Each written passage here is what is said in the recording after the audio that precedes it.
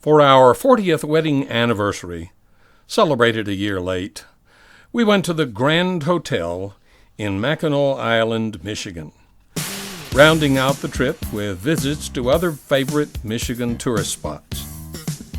From Greer, South Carolina, to Mackinac Island is 938 miles by land, plus about 6.5 miles by ferry. An easy interstate ride included a night's stop in Cincinnati, where our car had electrical trouble that brought down the battery while we were eating at the Cheesecake Factory. After several $100s in repairs, we continued to Toledo for a second night, where we went to a drive-in movie theater. The ticket clerk gave us the wrong directions. We wound up watching 15 minutes of the wrong movie, listening to bad sound from the transmitters, and getting mosquito bitten in the hot car before finally deciding to leave. Getting back on the road Sunday, our first side trip was to Frankenmuth, Michigan, a tourist town with a German theme. We ate German-style food at the Alpine Inn, served by one of the numerous wait staff scurrying through the restaurant. A friendly accordion player helped us celebrate our anniversary.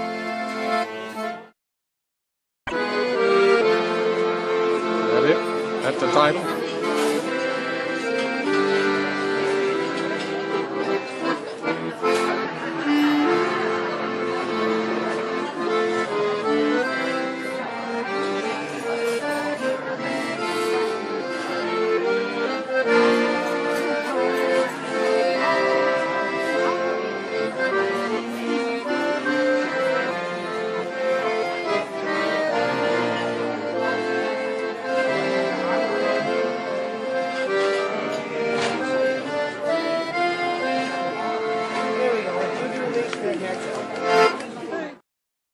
We listened to polka music from a bandstand, watched an imitation steamboat taking tourists for a trip up the river, walked over a wooden bridge, avoiding the horse and carriage, and said Auf Wiedersehen to this Germanesque attraction to motor on toward our destination. We arrived in Mackinac City, Michigan, and checked into the Thunderbird Inn late afternoon, intending to get up early and spend the entire day on Mackinac Island. A local favorite restaurant served up some delicious whitefish. At nearby Michilimackinac Park, we viewed the famous Mighty Mac, the bridge to Michigan's Upper Peninsula. A lighthouse stands in the park, one of many on the northern shores of Michigan, and more than 6 miles across the water, we could just see the Grand Hotel. After sunset over Lake Michigan, we retired for the evening. Our ride on Shepler's Ferry the next morning took us first under Mighty Mac for a view of this impressive bridge. Then we bounced over the waves and closed the distance to Mackinac Island. Getting excited the closer we drew to the grand sight of the Grand Hotel. Soon we docked, and our luggage would be waiting for us at the hotel. Mackinac Island allows no cars. Since the automobile first appeared in the late 1800s and scared the horses, island government has not allowed automobiles. Everyone rides bicycles or horses or goes on foot. A friendly cabbie, operating the original horse carriage cab for the Grand Hotel, picked us up at Shepler's Landing. Actually, a few exceptions have been made about cars. For Christopher Reeve, who starred with Jane Seymour in the film Somewhere in Time in 1979, the island powers allowed a limited exception. Somewhere in Time gave my wife and me the idea of going to the Grand Hotel when we first saw the film in the early 80s. There are pictorial shrines to and memorabilia from the film and its stars here and there on hotel walls. There are also photographic displays of the building of the Grand Hotel, which opened in 1887. Our cab carriage delivered us to the front entrance of the hotel, where we could go up the geranium-lined, red-carpeted stairs onto the longest porch in the world, 660 feet. By day, this porch is a hubbub of coming and going. At night, the crowd thins a bit as hotel residents in evening attire rock in the chairs and view the beautiful scenery. Grand certainly describes this great hotel. Riding up to it, you're treated to a perspective that emphasizes its great length, as well as its impressive height to the top of its cupola. Sheltered from weather by the front portico, you enter the main floor or the first floor where registration and all the hotel shops are, alongside a hallway and eating area shaded by yellow awnings over the outside windows. Outside, at the base of every other pillar supporting the lofty roof, is an American flag. The brilliant red geraniums and other flowers along the porch railings are continually fresh, being replaced as necessary by staff gardeners. At night, the hotel lights at dusk paint a soft, romantic picture. We found key spots from the movie somewhere in time that we remembered, like the front stairs, which Christopher Reeve ran down to meet Jane Seymour, and the front lawn gardens from which Elise McKenna emerged to spot her lover Richard Collier. None of the movie took place in the cupola, but we visited it, and from its windows we could see most of the southern tip of the island, and the neighboring island where a lighthouse stands. Richard and Elise rode to the island and had a picnic lunch there. We were excited to get to explore Mackinac Island a bit, after checking in and having lunch, which we did in the grand dining room. Our doting and solicitous waiter gladly took our picture, and expressed his gratitude in being able to help make our 41st anniversary memorable. Mackinac Island is not very big, but it's interesting.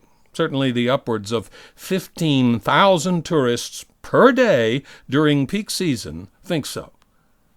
After we ate lunch, we went downtown and bought tickets for a carriage tour around the island. The carriage first wound around some town streets, between bed and breakfast establishments like this minty green one, the town post office, the mayor's house, the former home of William B. Astor, and the town medical center. And then we made our way out of town. Mostly we rode through woods, but we also saw Fort Mackinac at the top of the island hill, a variously active fort during the Revolution, the War of 1812, and the Civil War. We also stepped out of the carriage and walked up to take a gander through Arch Rock, a limestone formation that frames the lake nicely. The boat, just perfectly positioned for tourist cameras, had no one on it. We think it's anchored there just for photographs. Most of the carriage tour consisted of following and smelling the horses. The some 500 horses on the island during peak season eat a bale of hay each per day, meaning hay is being shipped in constantly and recycled quickly, enriching flower beds and pots all over town. Back at the hotel, we dressed in evening attire for dinner, as all hotel guests are required to do after 6:30 p.m. on the main floor. The four-course meal included numerous choices, all of them tempting because the food was all superlative. Dessert was a bit slow in coming, however, because once our waiter took our picture, learning that this was our wedding anniversary, he saw to it that my wife's dessert plate was decorated with the hotel's best wishes. After dinner, we moved to the front porch, rocked a bit, had our picture taken on the west wing with Mighty Mac in the background, and then investigated the ballroom, where a band was beginning to play hits from the 60s and 70s. A slow dance to I Can't Help Falling in Love with You marked the occasion perfectly. After an eventful day, we retired for the evening to our room, one of the 390 guest rooms, all uniquely decorated. Staying only one night at the Grand Hotel, we checked out after a sumptuous breakfast and went to explore the island. One of the great attractions of Mackinac Island is fudge. There are fudge shops up and down the main streets.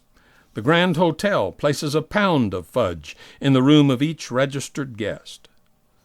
Fudge making on Mackinac Island began in the years after the Civil War. Murdoch's Candy Kitchen was the first fudge-making enterprise on the island.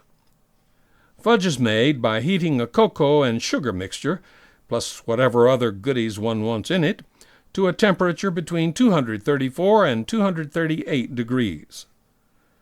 The mixture is then poured out on a marble table and left undisturbed for a few minutes until it cools to about 110 degrees. The fudge maker then uses a paddle to work the mixture back and forth, spreading it out and folding it on itself while it cools further. Eventually the mixture gets firm, and the maker folds it over from each side into a long loaf.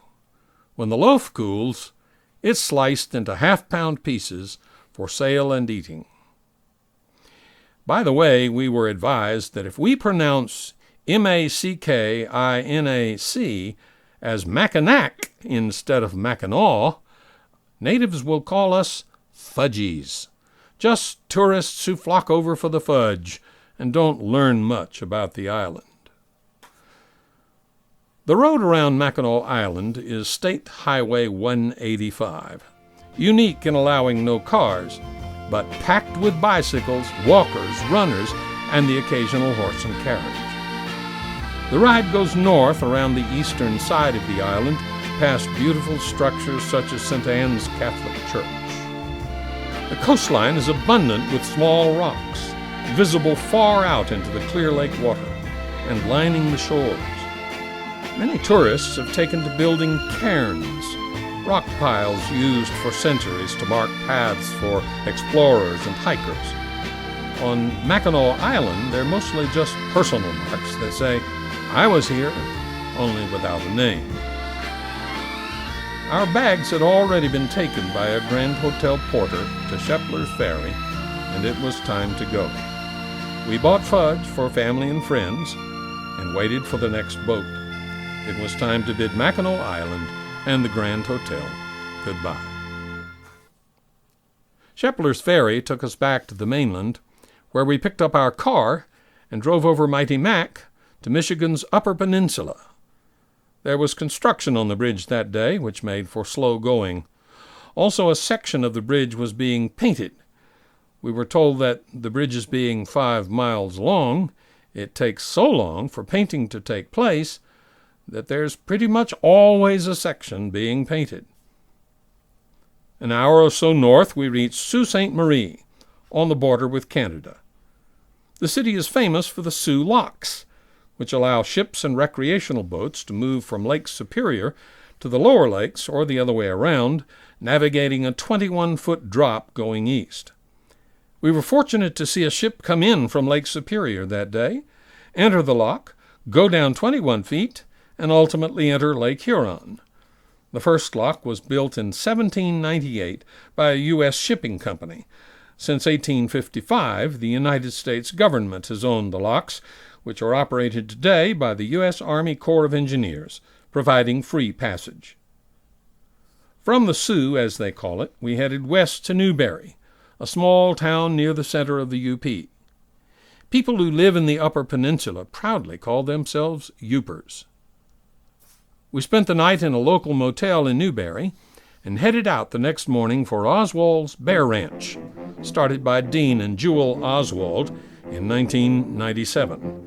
Its square mile or so is home at present to 29 black bears, rescued from all over the U.S. In addition to seeing the bears in a natural habitat, you can have your picture taken petting a bear cub, which we did.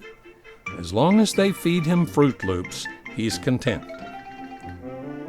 We motored on north to visit Tahquamenon Falls, one of the largest falls in the U.S. east of the Mississippi. The water going over the falls is an orangey brown color, owing to the high level of tannin from upstream. Just 94 stair steps down takes you right to the side of the falls, which are more than 50 feet high and about 200 feet across. While near the northernmost point of Michigan's UP, we went to Whitefish Point and the Great Lakes Shipwreck Museum. On the site of a working lighthouse, this museum includes models, photographs, and memorabilia from lighthouses and from major shipwrecks on the Great Lakes, including the Edmund Fitzgerald, an American freighter lost in 1975 in a violent storm. The museum includes the Fitzgerald's bell, recovered in 1995. Riding hard back for Mackinac City, we found the Straits of Mackinac very windy. We passed through and headed for Traverse City. Due to a film festival there that we didn't know about, we couldn't find a room in a hotel, so we traveled on to Cadillac, Michigan for the night, sped south to Louisville by the next night, and home on the following day. We brought home a few souvenirs from Michigan, but more in the way of memories, captured in the pictures we took, the sights we saw, and the things we felt. With so little time in life, we may not see Michigan again, but it's certain we'll never forget it.